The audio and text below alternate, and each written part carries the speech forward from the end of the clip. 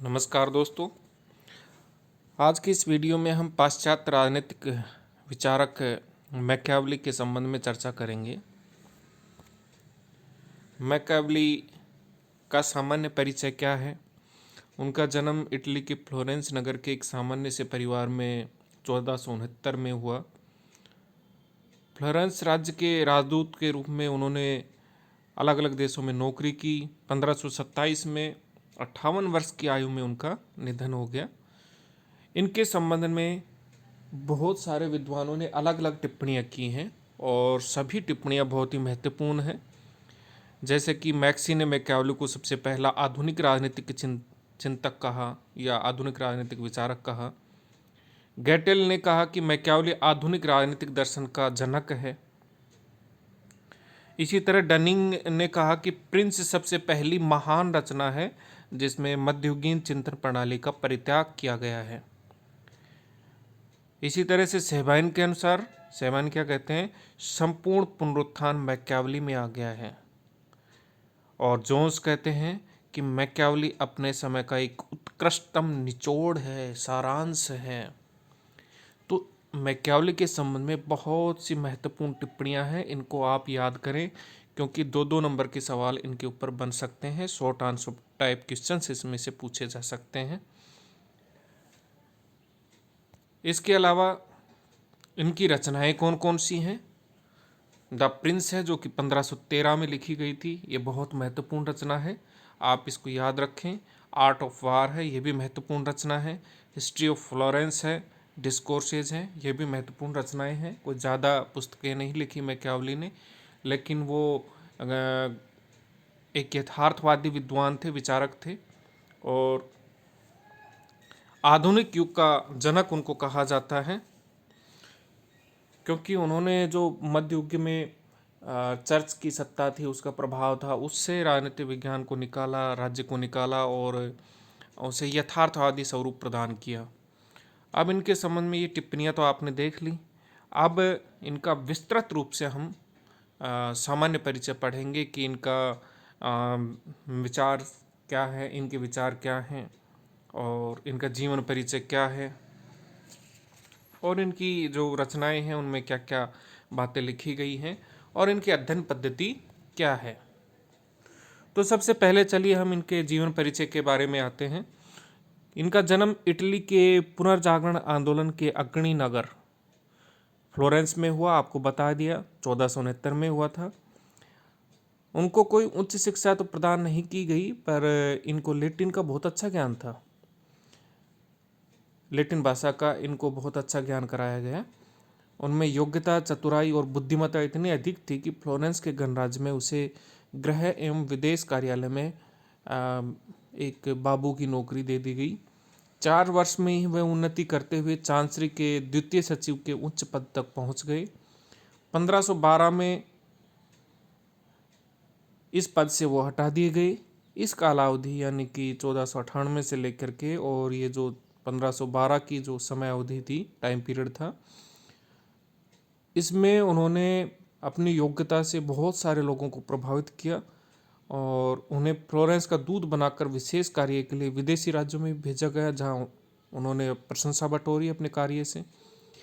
वह विभिन्न यूरोपियन देशों में 23 बार दूत नियुक्त हुआ, जिससे उसे फ्रांस के लुई 12वें, पवित्र रोमन सम्राट मैक्सिमिलियन प्रथम, पोप जूलियस द्वितीय के दरबारों में जाने तथा वहाँ के कूटनीतिक दाव पेचों और राजनीतिक षड्यंत्रों के अध्ययन का अच्छा अवसर मिला। अपने इसी कार्य में 1502 ईस्वी में उसे पोप अलेक्जेंडर षष्ठ के अवैध किंतु सैनिक दृष्टि से योग्य बेटे, नैतिकता के नियमों की परवाह न करते हुए अत्याचारों के माध्यम से इटली का शासन करने वाले ड्यूक सीजर बोर्जिया के संपर्क में आने का अवसर भी मिला। मैकियावेली जो थे वो सीजर बोर्जिया से इतने ज़्यादा प्रभावित थे कि उसे अपना आदर्श महापुरुष मान लिया और अपनी महानतम जो रचना थी द प्रिंस, उसका नायक बना दिया। 1512 में ही फ्लोरेंस के गणराज्य में राजनीतिक परिवर्तन के साथ मैकियावेली के भाग्य ने पलटा खाया। रेवेना की जंग में स्पेन के मुकाबले फ्रांस की पराजय हुई। उसकी प्रतिक्रिया फ्लोरेंस में हुई। स्पेन के समर्थकों ने जो फ्लोरेंस में सत्तारूढ़ हुए, मैकियावेली को अन्य व्यक्तियों के साथ देश से निकाल दिया। तब से उसके जो दिन बिगड़े वो फिर बिगड़ते ही चले गए और वो कभी सुधरे ही नहीं। मैकियावेली को मेदिची परिवार के शासन के विरुद्ध षड्यंत्र के संदेह में जेल में डाल दिया गया। मित्रों के प्रयत्नों से उसे जेल से छुटकारा तो मिल गया, किंतु इस शर्त पर कि वह सार्वजनिक जीवन में कोई भाग नहीं लेगा, कोई टीका टिप्पणी नहीं करेगा, शासन के विरुद्ध कोई टिप्पणियां नहीं करेगा। जीवन के जो बचे हुए 15 साल थे उन्होंने अपने सैन कैसियानो नामक गांव में समाज सेवा और लेखन कार्य करते हुए बिता दिए, क्योंकि सार्वजनिक जीवन जीने पर उनके ऊपर पाबंदी लगा दी गई थी। उसने फ्लोरेंस का इतिहास लिखने का कार्य भी नाम मात्र के वेतन पर प्रारंभ किया। उसकी समस्त कृतियां इस अवधि में लिखी गई हैं। इस समय इटली की दशा बड़ी अस्थिर और असंगठित थी।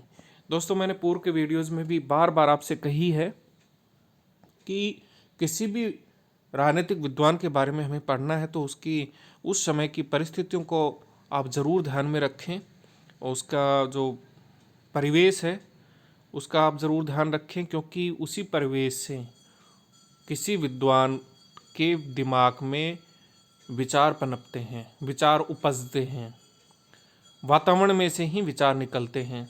तो चूंकि उस समय इटली कैसा था, अस्थिर था और असंगठित था, तो इन सब चीज़ों से परेशान होकर के, दुखी होकर के मैकियावेली थे, वो चाहते थे कि एक सुदृढ़ राज्य का निर्माण किया जाए, संगठित राज्य का निर्माण किया जाए। और इसीलिए वो शासक को भी ये सलाह देते हैं कि उसे शेर जैसी ताकत रखनी चाहिए, साहस रखना चाहिए और लोमड़ी जैसी चालाकी रखनी चाहिए, ताकि वह अपने राज्य को मजबूत बना सके, ताकतवर बना सके, संगठित बना सके। तो इसलिए हमें किसी भी विचारक को पढ़ने से पहले उसकी पृष्ठभूमि को जानना बहुत आवश्यक है। दोस्तों, मैकियावेली का निधन आपको पता है कि 58 वर्ष की आयु में हो गया था, और वो बहुत ही एक साधारण मृत्यु मरे, क्योंकि गांव में समाज सेवा करते करते उनका देहांत हो गया था। मैकियावेली की जो रचनाएं हैं, प्रिंस है वो 1513 की है, और आर्ट ऑफ वार है, डिस्कोर्सेज है, ये उनकी प्रमुख कृतियां हैं, आपको पूर्व में बता दिया। और मैकियावेली न केवल एक अनुभवी कूटनीतिज्ञ एवं प्रशासक था, अपितु इतिहास और राजनीति का एक महान लेखक भी था। यद्यपि नगर राज्यों की अस्थिर राजनीति ने उसके कूटनीतिक भविष्य को अस्त व्यस्त कर दिया था, तो भी उसकी लेखनी ने उसे महानतम राजनयिक लेखकों की श्रेणी में प्रतिस्थापित कर दिया। उसके अधिकांश रचनाएं, जैसे कि मेन तो हैं प्रिंस और डिस्कोर्सेस, ये दोनों ही उनके जीवन काल में प्रकाशित नहीं हुई थी। प्रिंस उनकी महानतम कृति है। प्रिंस लोरेंजो को संबोधित किया गया है, जो कि अरबीनो का ड्यूक था। वैसे तो यह ग्रंथ 1513 ईस्वी में लिखा गया था, किंतु इसका जो प्रकाशन है वो उनके निधन के 5 साल बाद, यानी कि 1532 में हुआ। इस ग्रंथ में जो उन्होंने विचार दिए, उनका प्रेरणा स्रोत सीजर बोर्जिया के संपर्क को माना जाता है। बोर्जिया ने अपने कौशल, निरंकुशता और कूटनीतिक चालबाजियों के द्वारा बहुत सफलता प्राप्त की थी। इससे वह मैकियावेली के लिए आदर्श शासक बन गया, जिसकी प्रशंसा करने में मैकियावेली कभी न थकते थे, और प्रिंस में बोर्जिया को उन्होंने अपना चरित्र नायक बना लिया था। इस ग्रंथ में मध्यकालीन विचार प्रक्रिया के ढंग को त्याग कर विचार और चिंतन की नई शैली को अपनाया गया। यह ग्रंथ कुल 26 अध्यायों में विभक्त है, जिन्हें 3 भागों में बांटा गया है। मैकियावेली ने इस ग्रंथ के प्रथम भाग में राजतंत्र की, दोस्तों ये बहुत महत्वपूर्ण प्रश्न है कि प्रिंस को कुल कितने भागों में बांटा गया है? 26 अध्यायों में। 3 भाग हैं, 26 अध्याय हैं। और पहला जो भाग है उसमें राजतंत्र के, दूसरे भाग में भाड़े की सेनाओं और राष्ट्रीय सेनाओं की, तथा अंतिम भाग में राजनीतिक विचारों की उन्होंने व्याख्या की है। तो सवाल यहाँ से भी बन सकता है कि प्रिंस को कितने भाग और कितने अध्यायों में बांटा गया है? 3 भाग और 26 अध्यायों में बांटा गया है। और तीनों भागों में कौन कौन से विचारों का प्रतिपादन किया गया है? तो पहले भाग में राजतंत्र का, दूसरे भाग में भाड़े की सेनाओं और राष्ट्रीय सेनाओं का, और तीसरे भाग में राजनीतिक विचारों का उल्लेख उन्होंने किया है। मैकियावेली ने फ्लोरेंस के लिए एक नया विचार दिया कि राज्य को अपनी सेना का स्वयं निर्माण करना चाहिए। ऐसा भी कहा जाता है कि प्रिंस लिखने का उद्देश्य मेडिची नरेश को अपने पक्ष में करना था, परंतु उसके इस उद्देश्य की पूर्ति न हो सकी। फिर भी यह ग्रंथ मैकियावेली की संपूर्ण प्रतिभा का सारांश है, निष्कर्ष है, निचोड़ है। और पीटर सेग्वेर तो यहाँ तक कहते हैं कि वह प्लेटो और होब्स तो नहीं था, किंतु उसकी प्रसिद्धि का मुख्य आधार उसकी छोटी सी कृति प्रिंस है। अपने निष्कासन के काल में मैकियावेली ने प्राचीन रोमन ग्रंथों का अनुशीलन करते हुए सुप्रसिद्ध इतिहासविद लीवी द्वारा लिखी गई रोमन इतिहास की पुस्तक पर इतिहास के 10 पुस्तकों पर व्याख्याएं लिखना शुरू कर दिया, discourses on the first 10 books on Livy. इसमें उनका उद्देश्य था कि जिस प्रकार उन दिनों प्राचीन साहित्य, कानून और चिकित्सा शास्त्र का पुनरुद्धार हो रहा था, वैसे ही प्राचीन काल के शासन और राजनीति के सिद्धांतों का अध्ययन और वर्तमान राजनीति में उसका उपयोग होना चाहिए।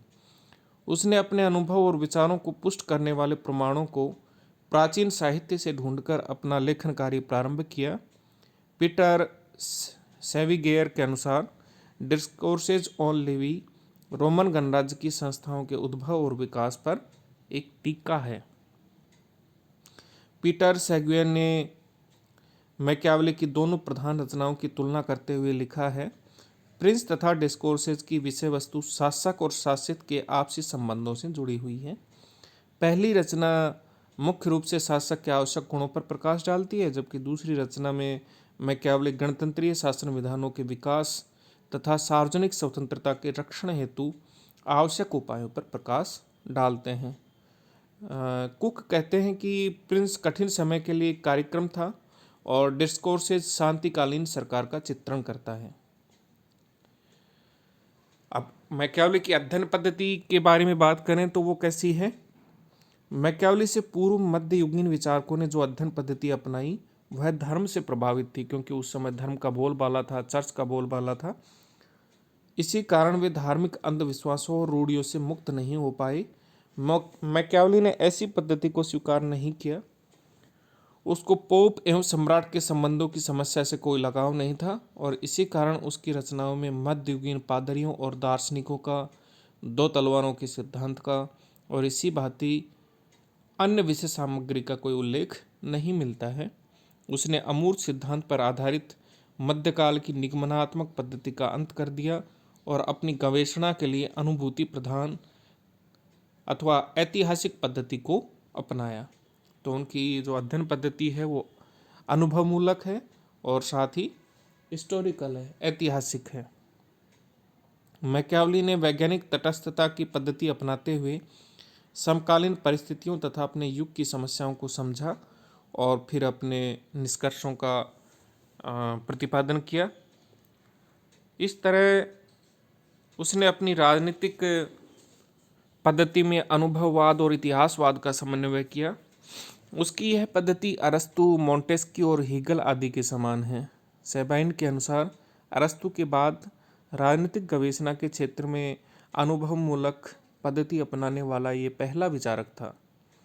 मैकियावेली एक देशभक्त कूटनीतिज्ञ था, जिसके सामने मुख्य समस्या यह थी कि निर्धन और अस्त व्यस्त इटली को एक शक्तिशाली केंद्रीय सरकार की छत्रछाया में संगठित कर किस प्रकार ताकतवर बनाया जाए, बलशाली बनाया जाए।